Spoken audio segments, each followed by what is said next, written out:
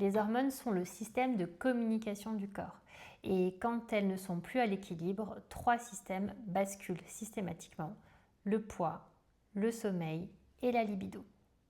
Le problème, c'est qu'on pense souvent manquer de volonté dans ces 3 domaines, alors que finalement le problème est bien plus profond. C'est vraiment lié à l'équilibre hormonal. Pour commencer, la perte de poids, il faut savoir que c'est avant tout une histoire hormonale. Et je vais vous expliquer un petit peu plus l'importance de l'axe cortisol-insuline. Le cortisol, c'est l'hormone que votre corps sécrète lorsque vous êtes stressé. Donc plus je suis stressée, plus mon corps libère du cortisol. Et ce cortisol, c'est vraiment un signal pour votre corps qu'il y a un danger. Parce que finalement, le stress de notre vie moderne, notre cerveau archaïque, il continue à l'interpréter comme un danger concernant la survie de notre espèce. Ça veut dire qu'il faut soit fuir, soit combattre. À ce moment-là, le cortisol est extrêmement utile parce qu'il envoie un signal à l'intérieur de notre corps pour nous dire « Ok, il faut fuir ou combattre, donc j'ai besoin d'énergie, j'ai besoin de glucose. » Et il va venir stimuler finalement un processus qu'on appelle en médecine néoglucogénèse, c'est-à-dire la libération finalement du glucose qui était stocké jusqu'à présent. Cette libération de glucose fait qu'il y a plus d'énergie disponible, notamment pour vos muscles. Et ça, c'est très important quand on doit fuir ou combattre.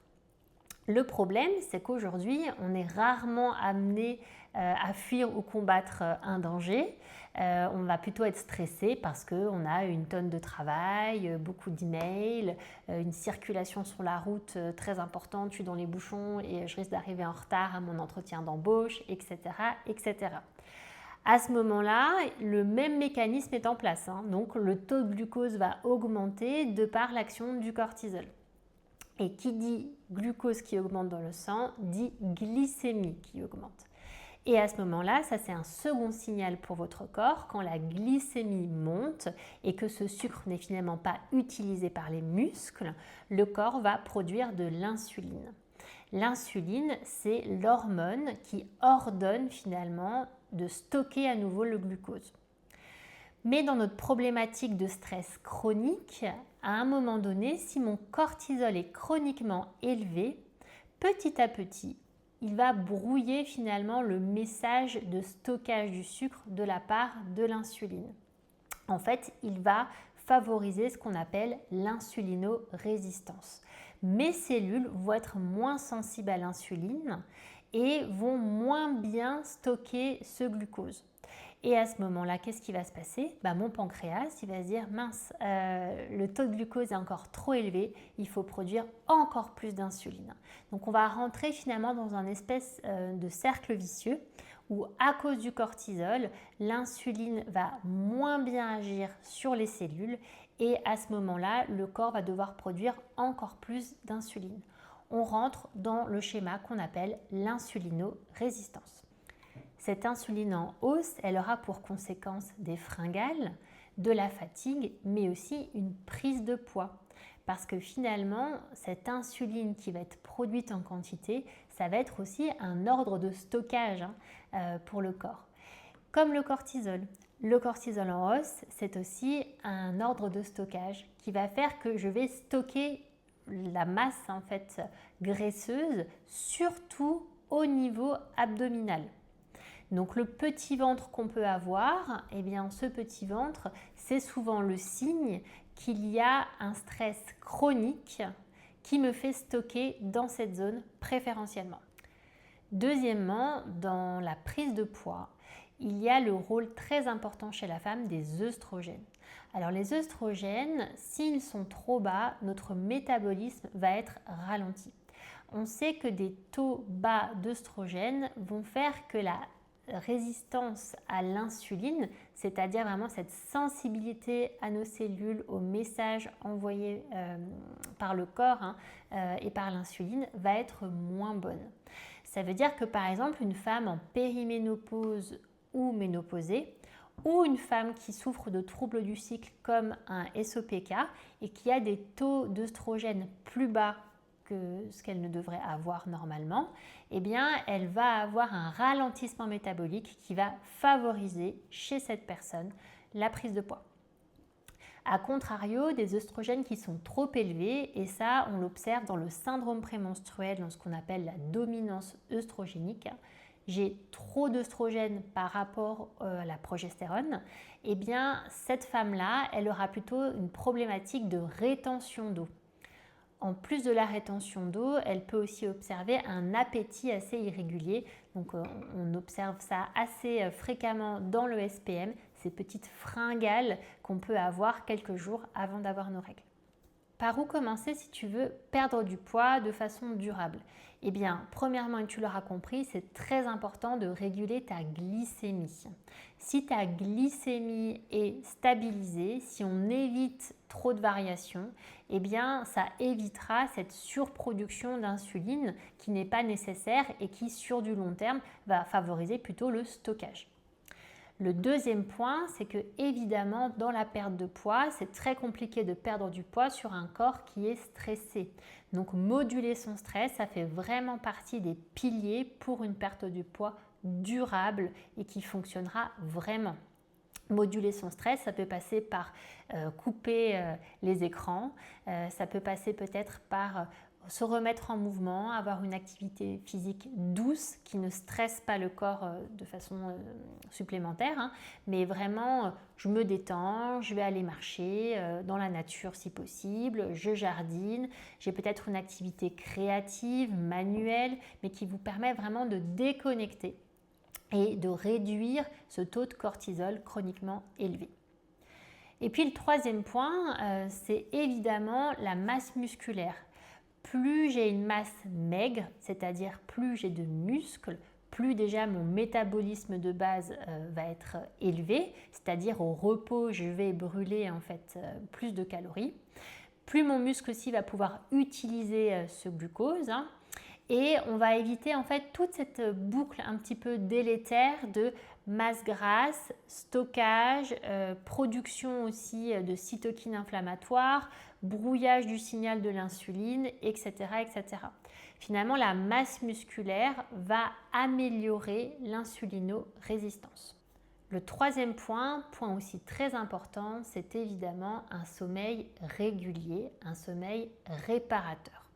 Si je dors mal, si je ne dors pas assez, voire même si je ne dors pas du tout, eh bien mon corps ne peut pas se réparer et mes hormones ne peuvent pas s'équilibrer. Et entre autres, je vais pouvoir brouiller certains signaux, notamment au niveau de la satiété et de la faim. Donc c'est très très important de prioriser le sommeil quand on cherche à perdre du poids de façon durable et efficace. Je disais juste avant, le sommeil est extrêmement important dans l'équilibre hormonal. Et quand mes hormones sont perturbées, souvent le sommeil se retrouve également perturbé. Donc à ce moment-là, qu'est-ce qu'il faut comprendre? Il faut comprendre qu'il y a une hormone très importante, c'est la mélatonine. La mélatonine, c'est vraiment l'hormone de l'endormissement qui va vous permettre ce retour au calme et au repos. Et souvent, on oppose à la mélatonine le cortisol. Qu'est-ce que ça signifie? Ça signifie qu'un cortisol qui va être trop élevé en soirée va perturber la synthèse naturelle de mélatonine. Donc on revient un peu dans notre boucle du stress. Une personne qui est stressée, qui va par exemple aussi travailler le soir, va moins bien dormir. De même qu'une personne qui va aller faire du sport en soirée et un sport à haute intensité. Donc par exemple, vous allez faire votre séance de HIIT ou de CrossFit le soir à 20h. Vous ne pourrez pas vous endormir entre guillemets tôt, mais parce que tout simplement, votre corps va avoir besoin d'un petit peu de temps pour redescendre. Tout simplement parce que le cortisol a dû s'élever pendant votre activité sportive, ce qui est tout à fait normal. Mais par contre, le temps que le cortisol redescende, eh bien finalement la production de mélatonine va être retardée. En règle générale, la mélatonine est produite en début de soirée et va tout doucement décroître au fil de la nuit au profit du cortisol qui va à nouveau s'élever doucement pour que le matin au réveil, eh bien, on ait un petit peu une inversion, c'est-à-dire qu'il y ait le cortisol qui soit dominant, présent, majoritaire, et la mélatonine, elle, lui a laissé la place pour que vous puissiez simplement vous lever et faire votre journée. Les hormones sexuelles ont aussi un impact très important sur le sommeil, notamment la progestérone. La progestérone, c'est vraiment l'hormone phare de la deuxième partie du cycle menstruel, donc la phase lutéale. Et cette progestérone, elle a un effet calmant. On dit souvent que la progestérone, elle va aider la synthèse de GABA. Le GABA, c'est un petit peu l'hormone qui vous aide à vous relaxer, à un petit peu décrocher, on va dire ça comme ça, en début de soirée et également favoriser l'endormissement.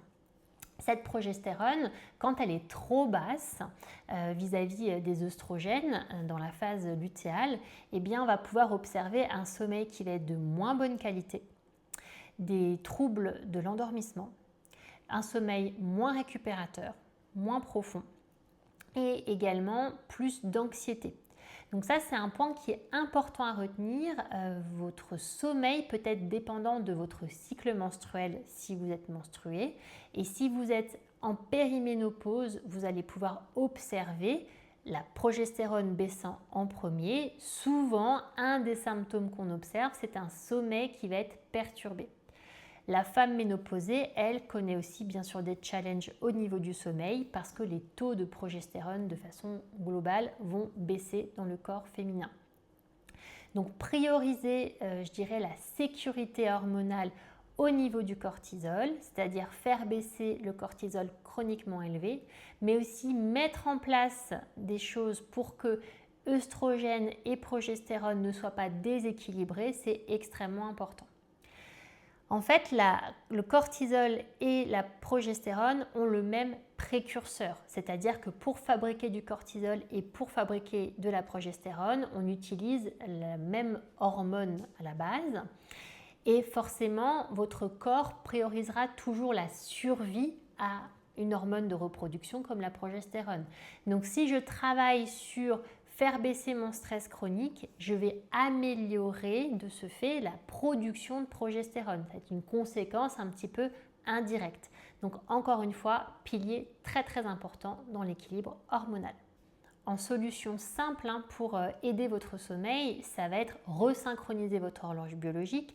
Donc le matin, vous exposez à la lumière naturelle et il faudrait faire cela bien sûr sans lunettes de soleil pour que vraiment les rayons lumineux viennent frapper votre rétine. On conseille au moins 10 minutes d'exposition à la lumière naturelle tous les matins.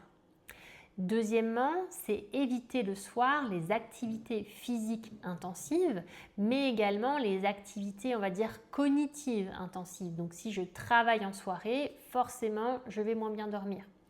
L'exposition à une lumière bleue va perturber la synthèse de mélatonine, donc il faudrait au moins 1 heure avant le coucher couper les écrans. Et puis le soir, essayez vraiment d'avoir un repas qui va plutôt stabiliser votre glycémie et ne fera pas en sorte que vous ayez des pics de glucose après avoir mangé et potentiellement des hypoglycémies réactionnelles dans la nuit et qui peuvent à ce moment-là aussi venir vous réveiller. Objectif, prioriser son sommeil, ça vous aidera grandement dans votre équilibre hormonal. Dernier point de cette vidéo, la libido. La libido est un excellent biomarqueur de la santé féminine car la libido est extrêmement sensible à l'environnement, aux changements en fait extérieurs mais aussi internes de votre corps. Alors libido, c'est quelque chose qui est assez complexe. Là, je vais vraiment traiter le sujet en fonction de vos hormones, mais pas en fonction de tout l'aspect extérieur, environnemental, sociétal, etc., etc. En termes de libido, il faut savoir que l'hormone principale, c'est la testostérone.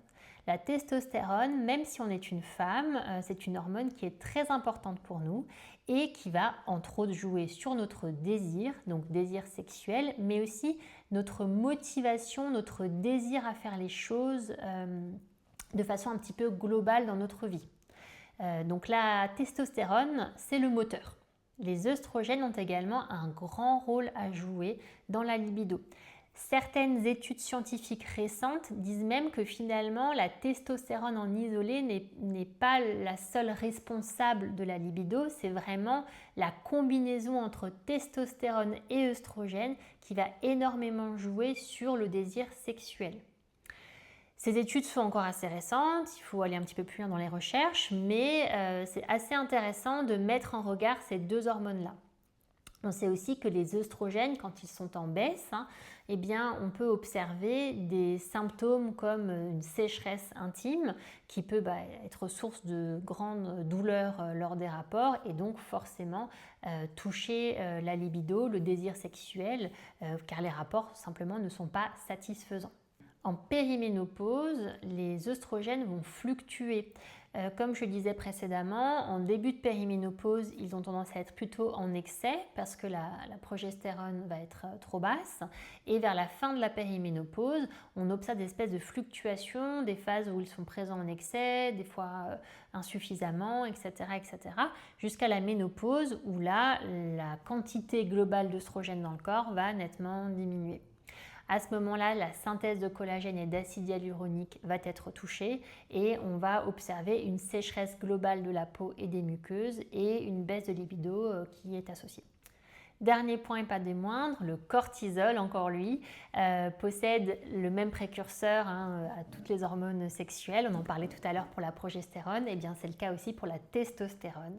Et à ce moment-là, si le cortisol est chroniquement élevé, je vais avoir une synthèse de testostérone qui va être moindre. Et à ce moment-là, évidemment, toutes les conséquences qu'on a pu évoquer précédemment. Alors, quelles solutions pratiques peut-on mettre en place quand on a une libido qui est basse? Alors déjà, étant donné que c'est un excellent biomarqueur la libido, je vous dirais, faites-vous accompagner. Testez vos hormones, regardez un petit peu où vous en êtes. Et puis, évidemment, vous l'avez compris, il y a toujours cette histoire de cortisol. Donc, travailler sur son stress chronique, faire en sorte de le moduler, d'avoir du temps pour soi, de pouvoir se ressourcer, c'est extrêmement important. La qualité aussi du lien émotionnel dans le couple est importante, avoir des moments de tendresse, d'intimité, sans pour autant être dans le rapport sexuel, mais vraiment avoir du temps à deux, du temps de qualité, pouvoir se ressourcer ensemble, faire des choses qu'on aime ensemble. Avoir du contact physique, que ce soit juste se prendre dans les bras, se tenir la main, se faire un câlin pour synthétiser de l'ocytocine, c'est très important. Donc vous l'aurez bien compris, la libido c'est quelque chose qui est multifactoriel et où vraiment on ne peut pas traiter la libido comme un problème isolé. Il faut vraiment voir, je dirais, le tableau général, global, pour vraiment répondre à cette problématique de façon efficace. Pour conclure cette vidéo, j'aimerais vraiment insister sur le fait que votre corps vous parle à travers vos hormones. Et que si aujourd'hui vous regardez cette vidéo, peut-être parce qu'il y a une problématique de perte de poids, peut-être parce que vous ne dormez pas bien, ou peut-être parce que votre libido est basse, ce n'est pas un manque de volonté, c'est vraiment vos hormones qui vous parlent, c'est votre biologie dans votre corps, il se passe quelque chose et ce quelque chose, eh bien, il faut l'adresser. Et ça, on ne peut pas le faire de façon symptomatique. La médecine conventionnelle répond beaucoup aux symptômes. Donc si maintenant vous avez par exemple des troubles du sommeil, on peut vous donner un somnifère. Ok, très bien, je vais régler en partie le symptôme, mais je ne vais pas régler la problématique qui est derrière et qui est plus profonde. Donc vraiment travailler sur la source, sur la cause profonde, c'est permettre à votre corps de retrouver l'équilibre et que le message qu'il vous envoyait soit vraiment compris et traité. L'autre point, et ça j'ai eu l'occasion de vous le dire beaucoup à travers cette vidéo, c'est évidemment travailler sur la modulation du stress. Le cortisol est une hormone extrêmement importante pour notre corps, on en a besoin, mais dans notre société actuelle, on remarque surtout que tout le monde est stressé de façon chronique et ça a des conséquences en termes de santé qui sont très importantes. Donc faites de la place dans votre quotidien pour le calme, pour la détente. Essayez vraiment de ralentir au niveau du rythme, d'avoir des moments lents, des moments aussi d'ennui. On n'est pas toujours surconnecté, surstimulé. C'est extrêmement important pour votre équilibre hormonal et pour votre santé globale. Donc si je dois résumer les 3 conseils de cette vidéo, c'est stabiliser votre glycémie, réduire votre cortisol et prioriser votre sommeil. En tout cas, j'espère que cette vidéo vous a plu. N'hésitez pas à vous abonner si vous voulez plus de conseils sur l'équilibre hormonal et la stratégie métabolique.